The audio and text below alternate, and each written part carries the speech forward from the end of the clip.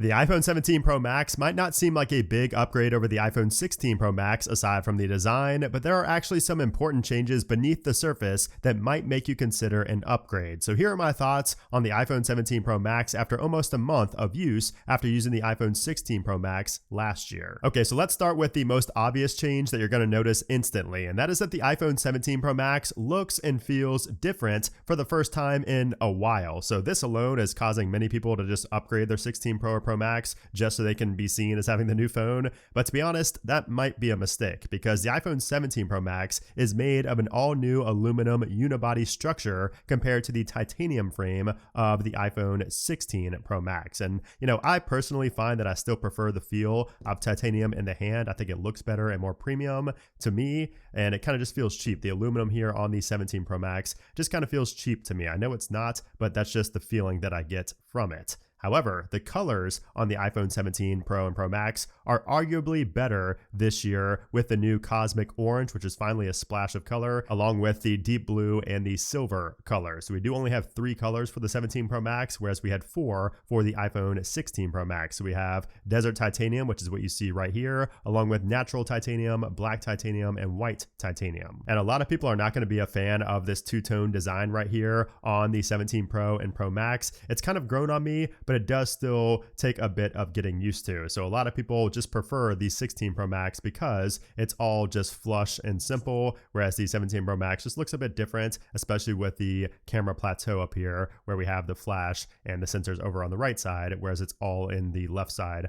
on previous iPhones. But as far as the front side of these phones go, we do have the same 6.9-inch Super Retina XDR display on both, although the iPhone 17 Pro Max is going to be slightly taller, wider, thicker, and heavier than the 16 Pro Max. But it's because we do, again, have that new aluminum unibody design, which does also give us the vapor chamber inside, along with a bigger battery, which we'll discuss here in a little bit. And to be honest, if you just throw these in a case, they're going to feel pretty much the exact same. Maybe the 17 Pro Max will be a little bit heavier, but without a case, if you're just holding these in the hand like this, and you can kind of feel them in your palm, the 17 Pro Max is a bit more slippery in the hands to me because of the more rounded edges, and just that aluminum frame is more slippery to me than what we had with titanium before. But again, that's not going to matter if you use a case. Now, as far as overall durability goes, the iPhone 17 Pro Max has the same IP68 rating as the 16 Pro Max, so no difference there. However, the 17 Pro Max is going to be more durable with this new design, specifically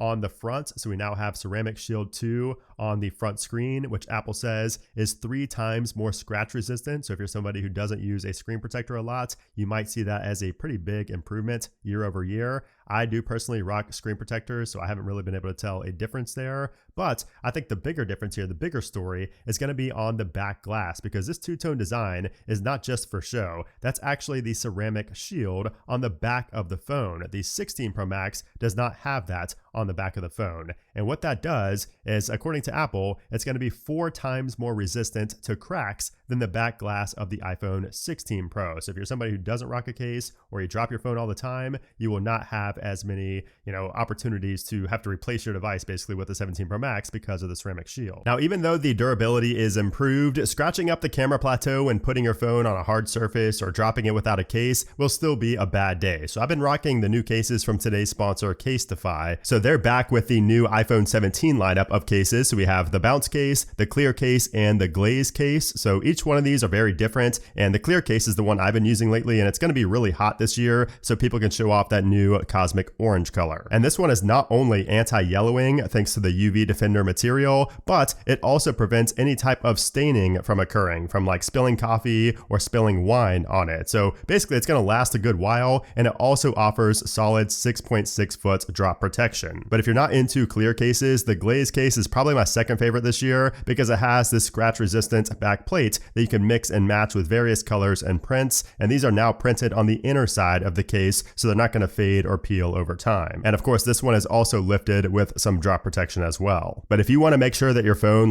never gets damaged, you'll want to check out the bounce case, because this thing is crazy. So it has what's called the duo lock stitching. So basically this is physical stitching on the sides plus the chemical bonds that fuse the side bumpers and the back plate of the case together. So what that gets you is the strongest drop protection protection ever. So it's 7 times military graded at more than 21 feet. And all of these cases are also MagSafe compatible, and they work with Casetify's charms and keychain accessories. So yeah, Casetify is known for their high quality cases, and even though the price is on the higher end, you can feel that cost when you're just holding them in your hand. So if you want to pick up an iPhone 17 case from Casetify, check out my link in the description down below to get 15% off. Now let's go back to that display, because even if you have an iPhone 16 Pro Max, you might find that the display upgrades on the 17 Pro Max are potentially compelling enough for you to upgrade. And I didn't think this is going to be the case until I actually used these for a while. But as for the iPhone 17 Pro Max, we have 3,000 nits of peak brightness now when outdoors, when you're on auto brightness, versus 2,000 nits on the 16 Pro Max. Now that seems a lot more dramatic than it actually is in real daily life. It's not that big of a difference, but to me out here in Florida, I'm always in the sun, like the direct sunlight, I can tell the difference. And the 17 Pro Max does stay brighter when outdoors, or even sometimes under, strong studio lights in my studio. Now also, what has to do with lighting is the anti-reflective coating on the screen. So the 17, all the 17s have a anti-reflective coating on the screen, so it's not going to show reflections as easily. However, it's not going to be as good as Samsung's, but you can tell when you have a 16 and a 17 and you kind of put them in the same area, you can see it just reflects less light. You can see that light right there. It's showing up more on the 16 Pro Max versus the 17 Pro Max. And it's definitely noticeable in day-to-day usage when you're out and about. And there's also a really important software change related to the display. This also has to do with the hardware, but it is a software setting. So if you go into your settings and go into accessibility and then into display and text size, and if we scroll down, there's a brand new option for the iPhone 17 that you won't see on the iPhone 16 series that says Display Pulse Smoothing, PWM.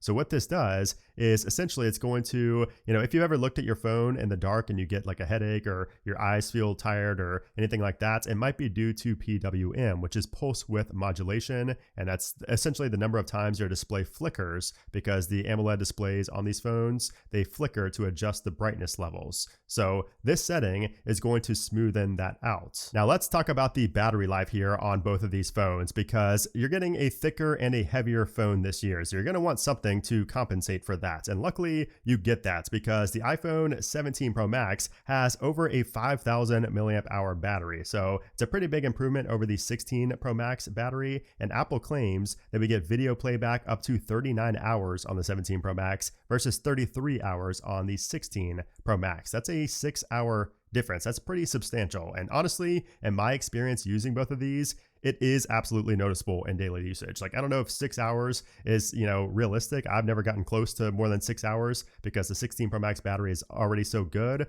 but I can easily go a full day without charging on my 17 Pro Max. I couldn't really easily do that with the 16 Pro Max. So you will notice a pretty big improvement in terms of battery life on the 17 Pro Max, even if you are a power user. And of course, the battery life is one of the main reasons that people upgrade their phone year over year. So if you've been struggling with your battery life on the 16 Pro Max, I don't know, it might be worth upgrading to the 17 Pro Max for the substantially better battery life. But it's not just the battery going out, the battery coming in is also improved as well, because charging the iPhone 17 Pro Max is going to be faster than the 16 Pro Max. So we see a 50% charge in 20 minutes on the 17 Pro Max if you're using a 40-watt adapter versus 35 minutes. So you can charge up to 50%, 15 minutes faster on the 17 Pro Max compared to the 16 Pro Max. So that to me has been instantly noticeable, and it makes me really appreciate the fast charging even more. So if you're in a pinch or if you're out on the go and you need a quick charge, you will definitely, be happy that you have a 17 Pro or Pro Max for that reason. Now, something that's going to eat away at your battery life is going to be the camera. And this is honestly where I see one of the bigger improvements year over year for the 17 Pro Max, because, the 16 Pro Max has a great camera. Don't get me wrong. It's a triple, we have two 48 megapixel lenses back here and a 12 megapixel telephoto with the 5x optical zoom. But the 17 Pro Max is the first iPhone with a triple 48 megapixel setup. So Apple calls this a Pro Fusion camera system. So we have a 48 megapixel main, a 48 megapixel ultra wide, and a 48 megapixel telephoto lens with 4x to 8x optical zooms. So again, first time having all three be 48 megapixels. I know the megapixels don't matter too much, but the telephoto is going to be amazing this year with the 17 Pro Max if you're somebody who zooms. But if you don't zoom a lot, if you just take regular photos or like 0.5x, it's going to look pretty much the same. because both of these do also use the same Smart HDR5 for post-image processing. So, the 17 still has the edge. I think the 17 does still take better photos even at 1x or 0.5x, but again, you are going to see better zoom quality on the 17 Pro Max by a good margin over the 16 Pro Max. Now, I have to also say that in low light, I did notice that the 17 Pro Max did outperform the 16 Pro Max in pretty much every shot I threw at it. So low light or just kind of tricky lightings, it did outperform the 16 Pro Max, and that's thanks in part due to the upgraded image signal processor and also the A19 Pro chipset inside. That makes a pretty decent difference. But if you're somebody who does not zoom a lot, the main difference here, in my opinion, for the cameras is going to be with the dual capture feature. So this is a brand new feature with iOS 26 and the iPhone 17, where you can record from the front-facing camera and the rear-facing camera at the same time by pressing this icon right here. You can see it pulls up right here, and you can kind of move this around, and you can record both the front and the rear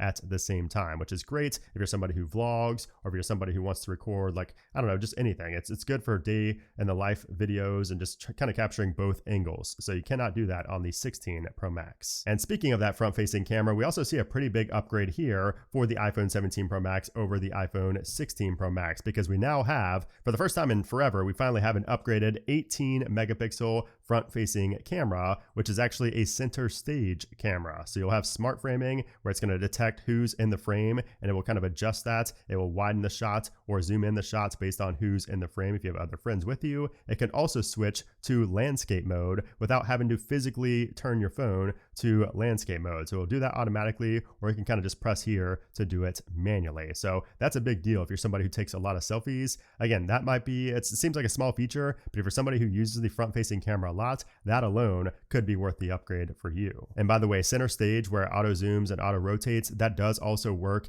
in FaceTime calls, or if you're like on a Teams call or anything like that, it will work in those as well. So it's going to keep you in frame, kind of like you have on your Mac and on your iPad previously. But when it comes to pro video usage, so if you're somebody who shoots in ProRes a lot, the 17 Pro Max, it's pretty much the same as the 16 Pro Max in terms of just regular ProRes video. However, the 17 Pro Max does get some more sophisticated pro features like ProRes RAW. You will have to open up Final Cut Camera for that. So if you have the Final Cut camera application, that's where you can shoot in ProRes RAW. If you go up here to change this and you go into 4K and you go into where it says HEVC, you can see Apple ProRes RAW. You don't get that on the 16 Pro Max. So you get that, and you also get a feature called Genlock, which is not going to apply to most people. That is a real pro feature. Now, as for performance, this is always an area where I think it's not really worth it to upgrade year over year. However, this year we do have more than just a chipset upgrade. So we do have the A18 Pro on the 16 Pro Max versus the A19 Pro on the 17 Pro Max.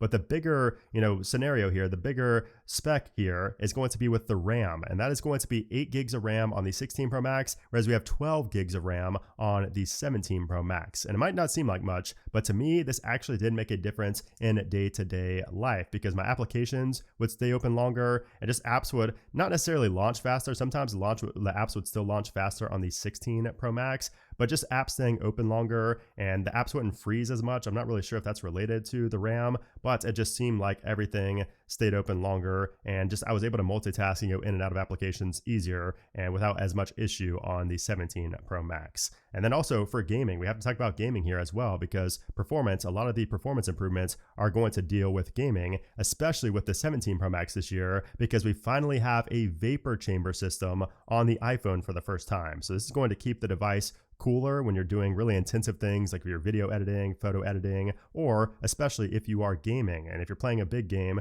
like PUBG or Call of Duty Mobile, you will feel the difference. Now, unfortunately, I haven't really noticed a big battery life improvement from this exact scenario, like where I'm playing a game and it's not getting as hot, so it saves a lot of battery life. I found that it's not really a big difference in terms of battery life, which I thought it would be, but you will notice some slight differences in the amount of heat that's being, outputted from these devices. So the 17 Pro Max will absolutely dissipate heat a lot better because of that vapor chamber system inside. But in my opinion, the main reason that I like the vapor chamber cooling system is because I noticed that the iPhone 17 Pro Max does not dim as quickly as the 16 Pro Max when under extreme load. So a lot of times when I'm in here and I'm doing like a Lightroom edit, so if I go into Lightroom and I am making a lot of changes to a photo, I've noticed that the 16 Pro Max will kind of really get hot and it will dim the screen because it's kind of going through a lot. It's using a lot of its, performance. It's kind of throttling almost, but that does not happen nearly as often on the 17 Pro Max. And I think that's also in part due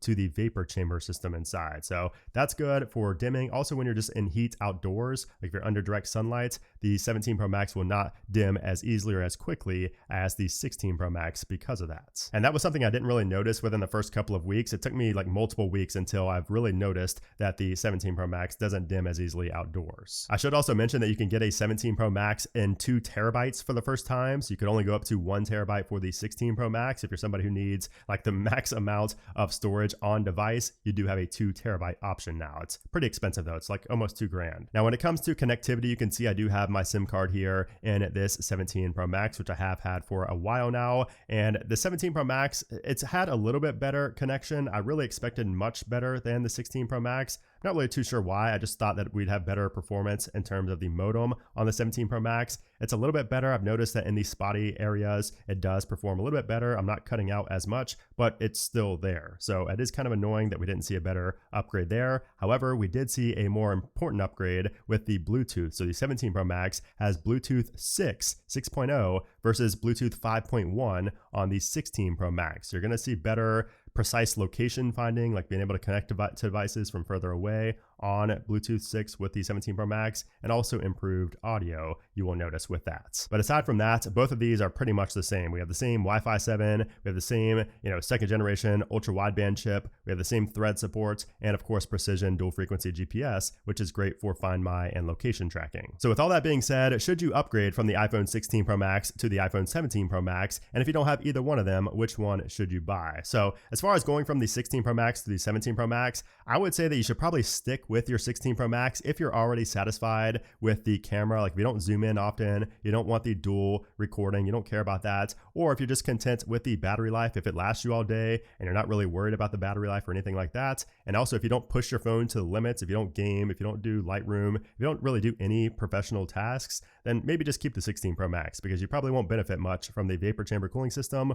or that new optical zoom on the 17 Pro Max. And to be honest, the camera improvements are great. They are like a great upgrade regardless of if you use them all the time or not, but you honestly won't be able to see a big difference if you're just uploading these to social media. Like if you're just posting these on Instagram or something like that, it's a $1,200 phone. Like the 17 Pro Max is a $1,200 phone. I personally don't think it's worth it to upgrade if you have a 16 Pro Max and your main area that you upload photos to is just social media. However, on the flip side, I would say that it is worth upgrading to the 16 Pro Max to the 17 Pro Max if you always want the best camera quality possible, and most importantly, the best battery life possible. Because again, I did notice one of the biggest year-over-year upgrades in terms of battery life going from the 16 Pro Max to the 17 Pro Max. It was noticeable, and it has been noticeable even now, almost a month later. But you do also have to be willing to put up with a thicker and a heavier phone to get those upgrades. So I will also say that the orange color is pretty cool. I haven't really gotten tired of it yet.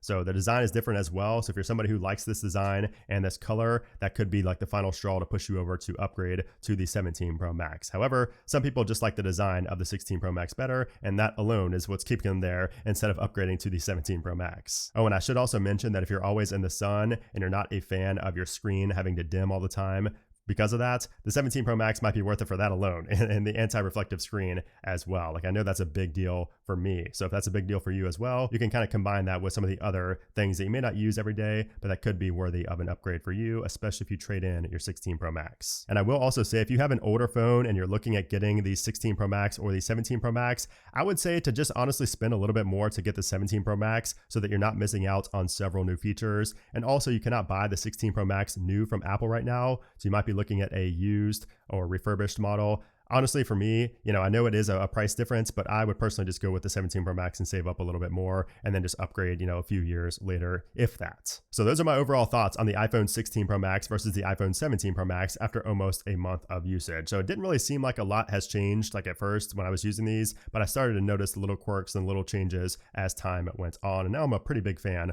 of the 17 Pro Max, even coming from the 16 Pro Max. They're similar overall in general, but there are some really intricate details that make the 17 Pro Max Max very compelling. Anyways, if you guys enjoyed this video, let me know down in a comment below. If you have the 17 Pro Max or the 16 Pro Max, let me know your thoughts. If you upgraded, if you decided not to upgrade, I'm curious about your thoughts down there in the comments below. But anyways, guys, thanks for watching, and I'll see you soon.